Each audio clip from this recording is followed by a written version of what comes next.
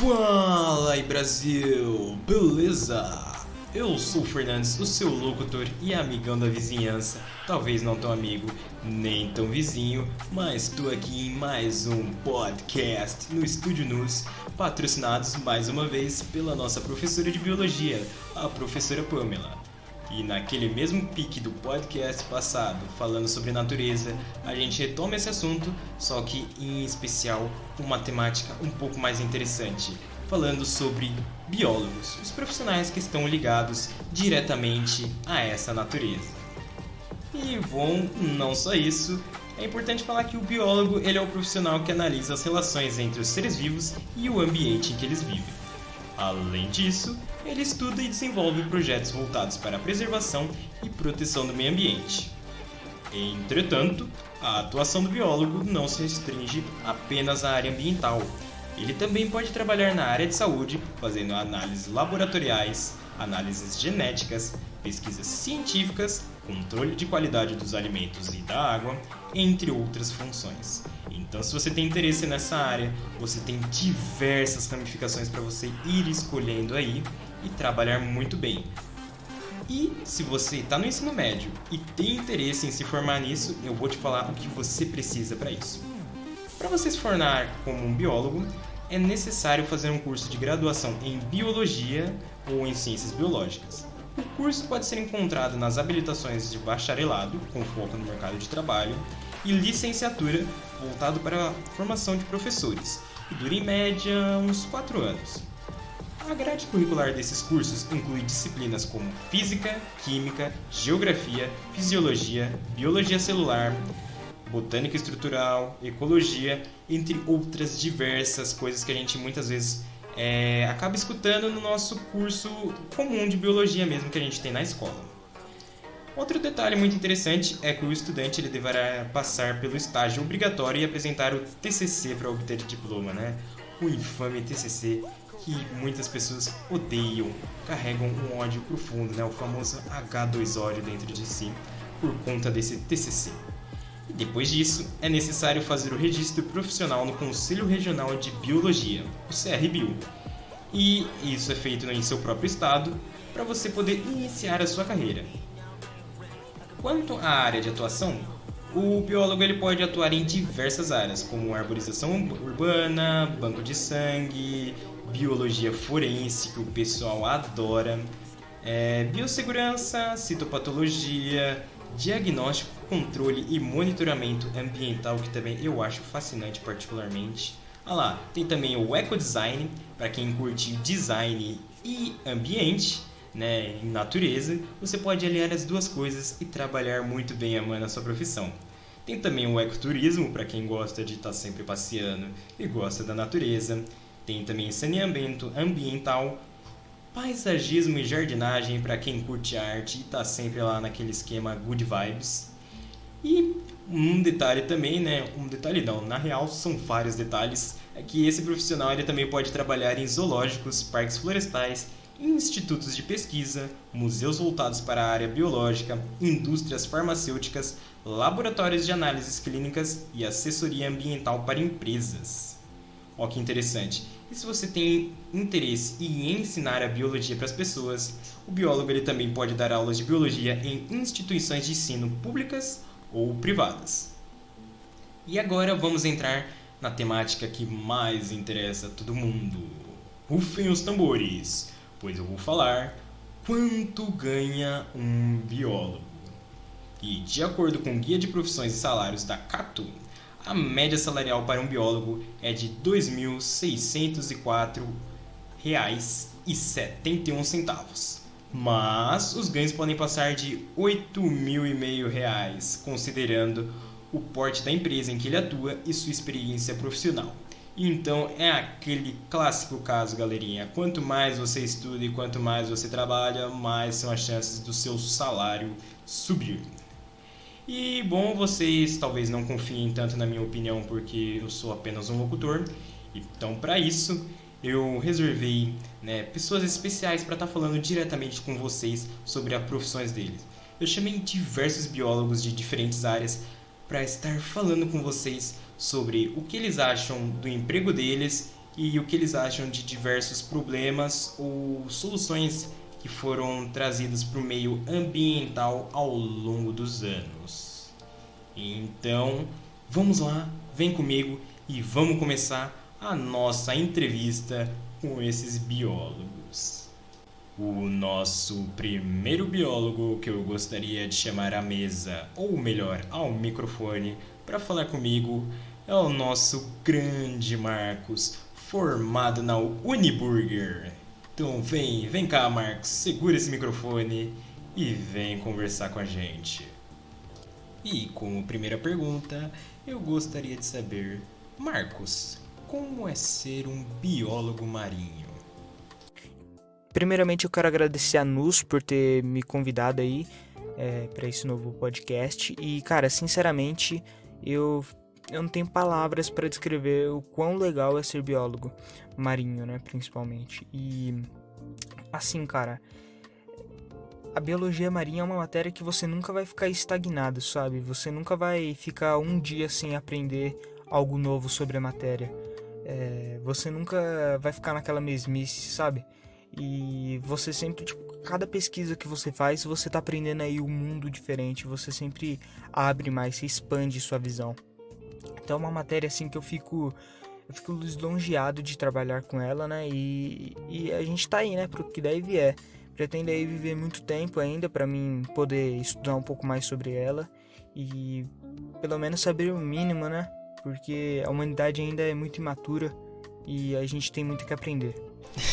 Realmente, nessa parte a humanidade ela é bem imatura, uma vez que a gente não tem um conhecimento sobre todas as espécies vegetais e animais que existem no nosso planeta. Mesmo a gente vivendo aqui há milênios, a gente ainda não descobriu tudo, então não vai ser amanhã deitado no sofá que a gente vai. E com isso eu agradeço a sua participação aqui nesse podcast, Marcos, e chamo o biólogo Patrick, especializado em zoologia. Te pergunto, Patrick, qual espécie você acha que será extinta no futuro e por quê? Se um animal que eu possa apontar que pode vir a ser extinto, eu acho que há muitas espécies que podem vir a ser consideradas extintas, mas escolhendo uma seria o elefante Sumatra, pois mesmo em estado de alerta ainda foi possível ser encontrado um decapitado. E também já foi possível ver com a WWF, que falou que em menos de 30 anos ele pode vir a ser extinto em 2012. A WWF é a Organização de Defesa do Meio Ambiente. É tão triste saber que existem pessoas que se comportam de maneira tão primitiva, né? Principalmente em relação a esses animais belíssimos em extinção, tudo a troco de capital. É realmente chateante. E com essa pergunta eu já engato outro questionamento ao biólogo Guilherme Bianchi, um biólogo especializado em botânica e ecologia, diferente do nosso amigo Patrick, que era da área de zoologia. Então, Bianchi, me diz aí, o que você acha sobre os animais albinos? Então, sobre os animais albinos, eu acho eles muito especiais, mesmo essa falha genética que eles têm torna eles muito especiais. Só que esse fator especial deles faz com que tenha muita caça sobre eles, entende? Isso é uma parte bem ruim. Só que, tirando essa parte obscura, os animais albinos são incríveis, cara. Eles, por essa falta de produção de melanina, que deixam eles muito, muito brancos, deixa eles muito especiais, são animais lindos. Realmente, eles são muito bonitinhos e fofinhos. E com isso, eu também pergunto a você, o biólogo Pedro Henrique, que está escondido aí no fundinho. Chega mais, cara, e conta aí qual animal você acha que a extinção dele poderia ter sido evitada. Durante toda a história do nosso planeta, diversos animais sofreram o processo de evolução e de extinção. Mas um deles que, para mim, poderia ter sido evitado é a da foca monge do Caribe. Era uma foca que o seu habitat natural era as águas do Caribe, mas a sua última O último exemplar desse animal só foi foi visto em 2008, quando o ano de sua morte, da morte do mesmo. E o principal motivo da extinção desse animal foi a caça em decorrente à sua pele e fins alimentícios, pois são carne e peles de valor excessivo. Então, do mesmo jeito que a caçada, o que falei nas caçadas, a obtenção de lucro sempre fala mais alta.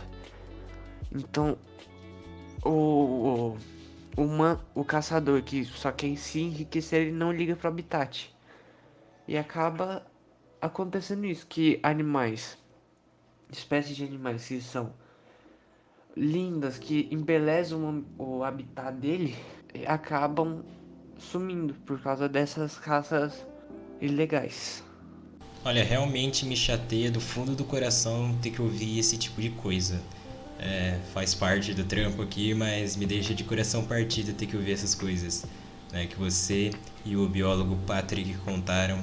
E cara, sinceramente, tem muito animal aí, fora esses dois que vocês mencionaram, que podia ter sido evitada a extinção, né?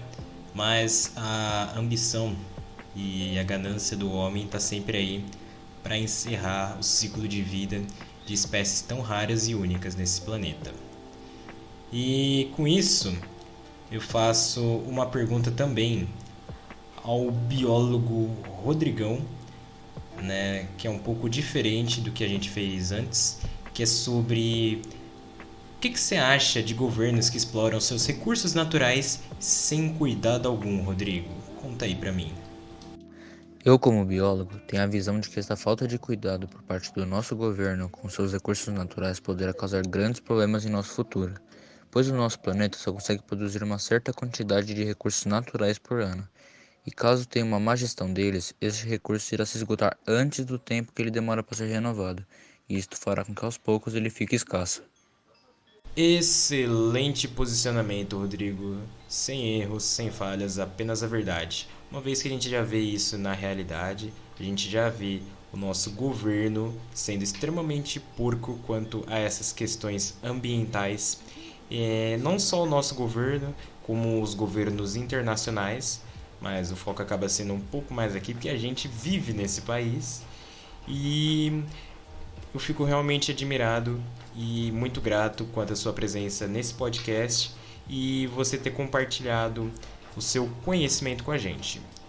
E agora, para finalizar, eu chamo aqui ao microfone o biólogo Luiz para fazer o seguinte questionamento. Luiz, a gente sabe quanto à poluição atmosférica, a existência dessas emissões de gases indevidos, e aí eu te pergunto, a gente tem muitos gastos quanto a energias fósseis, né? Energias não renováveis nem sustentáveis. E aí ela gera uma gama de problemas não só ao ambiente, mas a nossa saúde também, afinal isso afeta o ar que respiramos. E aí eu te pergunto, Luiz, o que você acha que dá para ser feito para resolver esse problema aí? Conta aí pra gente. Eu acho que um fator que pode ajudar a solucionar esses problemas são as fontes de energias renováveis. Aí você fala, por quê? Porque, tipo, petróleo. Para gerar eletricidade com petróleo, você vai ter que queimar, ele vai gerar gases tóxicos na atmosfera, vai poluir, vai ser uma coisa cara, é uma fonte de energia que pode acabar porque todo mundo está usando. Então, tipo, se fosse energia eólica, você ia instalar as turbinas, o vento ia bater e ia gerar energia. E além disso, ela nunca ia acabar porque o vento é eterno, não tem como parar de ventar. Ou também, ó, a energia solar. Energia solar, você vai instalar a placa e vai ter a energia a partir do sol, sempre vai bater sol lá. E mesmo em dias nublados, vai gerar energia, porque vai ter raios ultravioletas batendo nas placas solares. Então, acho que isso é uma grande maneira de ajudar a resolver esses problemas. Porque pode ser mais caro? Pode. Mas vai ajudar, vai solucionar e é uma fonte de energia inesgotável e limpa. Rapaz, que baita sabedoria desbalanceada esse cara tem, gente. Meu amigo, eu nunca ouvi um biólogo tão genial falando. Sério, eu bateria até palmas, mas eu não vou bater aqui, porque senão vai fazer muito barulho no microfone, mas você tá de parabéns, Luiz. É realmente uma visão muito avançada de mundo, cara. Sério, tô até emocionado aqui, não sei nem o que dizer direito. E só agradeço a sua presença aqui no Estúdio News, aqui no podcast de sempre. E fico muito feliz com tudo que você disse. Mas, como tudo que é bom dura pouco, o nosso podcast, mais uma vez, vai chegando ao fim. Eu agradeço a presença de todos os biólogos aqui, de vocês aí que estão me escutando, e da nossa professora de biologia que patrocinou a gente mais uma vez. E é isso. Eu vou ficando por aqui e até uma próxima vez.